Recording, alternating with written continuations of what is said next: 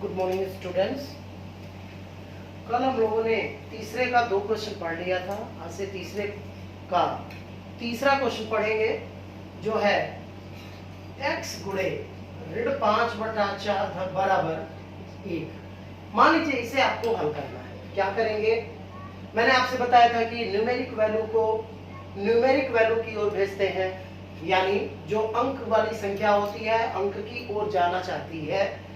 तो ऐसा करते समय हम पक्षांतर करते हैं और पक्षांतर करते समय अगर ये अंक इधर गुणा कर रहा है तो ये इधर आने पर भाग की क्रिया करने लगेगा, यानी x बराबर 1 भागे ऋण 5/4। मतलब ये पूरा यहां से हटेगा और इधर जब जाएगा तो वो भाग की क्रिया करेगा। तो x बराबर 1, और जब भाग हो तो अगर भिन्न संख्या किसी पूर्ण संख्या में या भिन्नात्मक संख्या में अगर भाग देती है तो इस क्रिया को आगे बढ़ाते समय भाग की जगह गुणा कर देते हैं, 4 ऊपर कर देते हैं और ऋण 5 नीचे कर लेते हैं, यानी x बराबर 4 एकम 4 बटा -5। आप इस पर भी आंसर दे सकते हैं। ये माइनस आप यहां भी रख सकते हैं, बगल में भी रख सकते हैं, सब चलेगा, कोई दिक्कत नहीं है। अगला चौथा क्वेश्चन हमारा है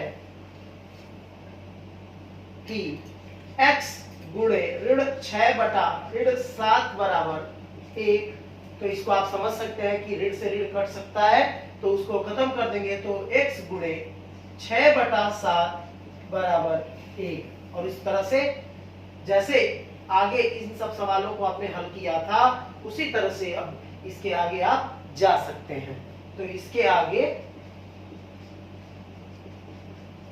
आप स्वयं हल करो। मतलब मैंने इतना लगाया है और इसके आगे आपको जाना है। किस प्रकार? जैसे ये संख्या थी, इस पार जाते समय भाग का सिंबल लग गया, भाग का क्रिया होने लगा। उसी तरह जब 6/7 इधर गुणा कर रहा है तो जब ये 6/7 इस पार जाएगा तो भाग की क्रिया करने लगेगा। और उस प्रकार से आपको कैसे करना है ये 2-3 क्वेश्चन पहले हमने बता दिया। पांचवा क्वेश्चन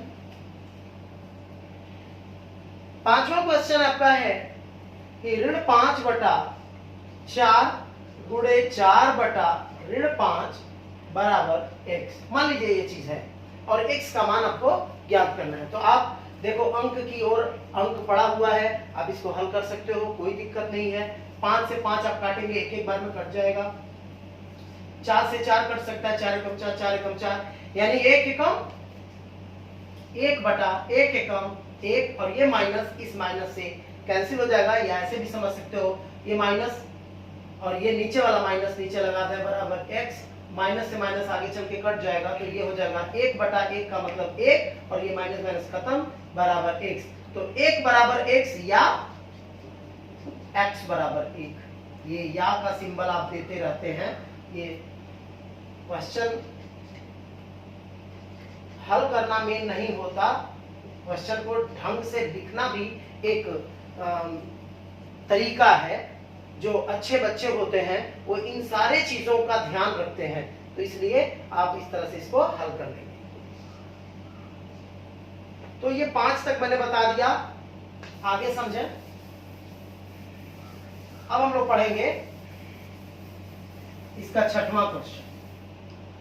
तीसरे का 6वां क्वेश्चन है ऋण 7/6 धन 7/6 बराबर x। आपको मैंने बताया था दो भिन्नों को एक माइनस एक प्लस है तो यानी जोड़ या घटाना करना होता है। तो एक प्लस है और माइनस है तो यानी घटाने की क्रिया होगी। और घटाने या जोड़ते समय हम देखते हैं कि अंश हर बराबर है या नहीं। अगर हर बराबर है तो अंश को जोड़ना चाहें तो जोड़ भी सकते हैं, घटाना चाहें तो घटा भी सकते हैं। यानी 7 से 7 घटा देंगे तो बच जाएगा 0/6 बराबर x। 6 से 0 में भाग देंगे तो 0 प्राप्त होगा। और इस प्रकार 0 बराबर x या x बराबर 0, ये या आप करते जाएं, लिखते जाएं, इस तरह से आप इसे हल कर सकते हैं। चौथा क्वेश्चन है आपका कि निम्नलिखित परिमेय संख्याओं के योगात्मक प्रतिलोम बताइए।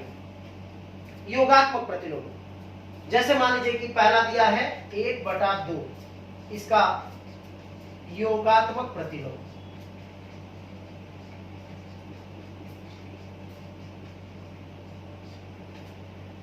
योगात्मक प्रतिलोम के समय मैंने बताया था कि जब किसी धनात्मक संख्या का योगात्मक प्रतिलोम बताना है तो बस उसका चिन्ह बदल दो, आराम से उसका योगात्मक प्रतिलोम आप पा जाओगे। यानी ये धन 1/2 है तो इसका योगात्मक प्रतिलोम लिख दीजिएगा ऋण 1/2। ये आंसर हो जाएगा। बिल्कुल बहुत आसान सा ये क्वेश्चन होता है, आराम से लगा देंगे। दूसरा देखिए, जैसे मान लीजिए दूसरा दिया है ऋण 3/8 का योगात्मक प्रतिलोम बराबर ऋण 3/8 है, तो यहाँ पे अगर ये ऋणात्मक है तो धनात्मक कर लो, तो ये हो जाएगा धन 3/8। धन लिखना चाहें तो भी ठीक, नहीं लिखेंगे तो भी वो हिडन कंडीशन में होता है। तीसरा है 0। 0 का योगात्मक प्रतिलोम 0 ही होता है, ये याद रखें। 0 का योगात्मक प्रतिलोम 0 होता है, ये बहुत इंपॉर्टेंट है, आप याद रखिएगा। चौथा है ऋण 4/7 का योगात्मक प्रतिलोम। आप देखिए ये ऋण से ऋण कट सकता है कि नहीं, तो ये ऋण से ऋण मान लीजिए कट जाए, इसका मतलब क्या हुआ, ये ऋण 4/7 का मतलब होता है 4/7। ऋण 4/7 का मतलब होता है 4/7, और 4/7 का योगात्मक प्रतिलोम जब ज्ञात करोगे तो हो जाएगा, ये धनात्मक संख्या है तो इसका योगात्मक प्रतिलोम ऋणात्मक संख्या होगी, यानी ये धन 4/7 है तो योगात्मक प्रतिलोम होगा ऋण 4/7। तो मुझे लगता है आप लोग योगात्मक प्रतिलोम बहुत अच्छे से समझ लिए होंगे। ये भी ध्यान रखिए कि हर एक परीक्षा में, चाहे क्वार्टरली एग्जाम हो, हाफ ईयरली एग्जाम हो, इसमें योगात्मक प्रतिलोम और गुणात्मक प्रतिलोम से रिलेटेड क्वेश्चन जरूर पूछे जाते हैं, इसलिए इसको आप याद रखेंगे। पांचवा क्वेश्चन है कि निम्नलिखित परिमेय संख्याओं के गुणात्मक प्रतिलोम ज्ञात कीजिए। यानी अब आपको गुणात्मक प्रतिलोम जो है वो ज्ञात करना है। जैसे मान लीजिए पहला है 8/13 और इसका तुम्हें गुणात्मक प्रतिलोम क्या करने हैं, ज्ञात करने हैं। तो आपको मैं बता दूं, जब योगात्मक प्रतिलोम बोलता है तो चिन्ह बदला जाता है, लेकिन जब गुणात्मक प्रतिलोम बोलता है तो चिन्ह बदलने से मतलब नहीं होता, वहां पर केवल हमें उल्टा करना होता है, यानी व्युत्क्रम ज्ञात करना होता है। यानी 8/13 का गुणात्मक प्रतिलोम जब पूछेगा तो आप लिखेंगे 13 ऊपर कर दीजिए और 8 को नीचे कर दीजिए, और आंसर हो जाएगा। दूसरा क्वेश्चन आपका है,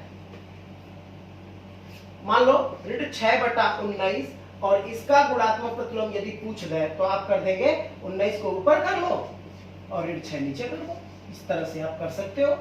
इसी प्रकार आप 17/तीसरा क्वेश्चन दिया है, वो मैं नहीं बता रहा, वो स्वयं करोगे आप लोग, इसको स्वयं से कर लेना। चौथा क्वेश्चन है, ये मैं मिटा देता हूं ताकि आराम से आपको समझने में दिक्कत ना हो। चौथा क्वेश्चन है आपका कि ऋण 9 और इसका आपको क्या बताना है, गुणात्मक प्रतिलोम जो है ज्ञात करना है। तो ऋण 9 का गुणात्मक प्रतिलोम जब आप ज्ञात करते हो तो कैसे ज्ञात करोगे, इसमें तो अंश और हर दोनों दिया था, तो आप आराम से जो है इस हर को ऊपर कर लेते थे, अंश को नीचे कर देते थे, लेकिन यहाँ तो अंश हर के रूप में दिया नहीं है, तो इसको आप क्या करेंगे, इसको बटा 1 कर लीजिएगा, और जब ये -9 लिखा हुआ है तो उसे बटा 1 जब नीचे लगा दोगे तो वो अंश और हर दोनों मिल जाएगा, और उसके बाद इस हर को जो है ऊपर भेज देना और अंश को नीचे कर देना, और इस प्रकार इसका भी गुणात्मक प्रतिलोम तुम प्राप्त कर पाओगे। तो इस तरह से 17 का भी आप बता सकते हो, 17 है तो 17 को 17/1 कर लेना, और इसका गुणात्मक प्रतिलोम मान लीजिए ज्ञात करना है तो हो जाएगा 1/17। इस प्रकार से आप आराम से इसको बता सकते हो। छठवां क्वेश्चन है ऋण 32 गुणे 5/14 गुणे ऋण 3/20 गुणे 0 गुणे ऋण 13/5। ये आपका अगला क्वेश्चन है, मतलब छठवां क्वेश्चन है। मान लीजिए इसे आपको हल करना है, यहां भी गुणा है, इसके बीच में भी गुणा है, इसके और इसके बीच में भी गुणा है, और इसके बीच में भी गुणा है, तो आप समझ लो बस कि इस जीरो का अगर गुणा इसमें हो जाए तो सीधे सीधे वह जीरो प्राप्त होगा, क्योंकि जीरो एक ऐसी संख्या है जो किसी संख्या में गुणा करते समय पूरे संख्या को जीरो कर देती है, यानी जीरो का गुणा इसमें होगा, जीरो हो जाएगा। फिर जो जीरो प्राप्त होगा वह जीरो इसमें गुणा करेगा, फिर जीरो हो जाएगा। यानी ऐसे कर लो, ऋण 32 गुणे 5 बटा ऋण 14 गुणे ऋण 3 बटा ऋण 20 गुणे इस जीरो का अगर आपने गुणा कर दिया तो ये जीरो हो जाएगा। अगली बार में ऋण 32 गुणे 5 बटा ऋण 14 गुणे, अब देखिए इस जीरो का गुणा जब इसमें होगा तो ये पूरा भी जीरो हो जाएगा। ऋण 32 गुणे इस जीरो का गुणा इसमें हुआ तो जीरो हो गया, तो ये भी जीरो हो गया। अब इस ऋण 32 में जब जीरो गुणा करेगा तो ये भी मान जीरो प्राप्त होगा। तो आप डायरेक्ट भी लिख सकते हैं कि इस पूरी संख्या का जो गुणनफल होगा वो जीरो होगा। लेकिन अगर आप क्रमवार स्टेप वाइज चलेंगे तो ज्यादा बेहतर है, क्योंकि जो बोर्ड एग्जाम होंगे आगे चल के जो होंगे वो सभी आपको समझना है कि कभी भी किसी क्वेश्चन को हल करते समय हम स्टेप वाइज चलेंगे तो नंबर वगैरह परीक्षा में अधिक प्राप्त होता है। तो इस प्रकार आप लोग धीरे धीरे करके इस जीरो का गुणा इसमें दिखाइएगा तो जीरो आया, फिर इस जीरो का गुणा 3 बटा 20 में दिखाइएगा, जीरो आया, फिर उसका गुणा 5 बटा 14 में दिखाइए, जीरो आया, फिर जीरो का गुणा 32 में दिखाइए, तो उस प्रकार से वो भी जीरो आ जाएगा। तो इस तरह स्टेप वाइज आप चला करो।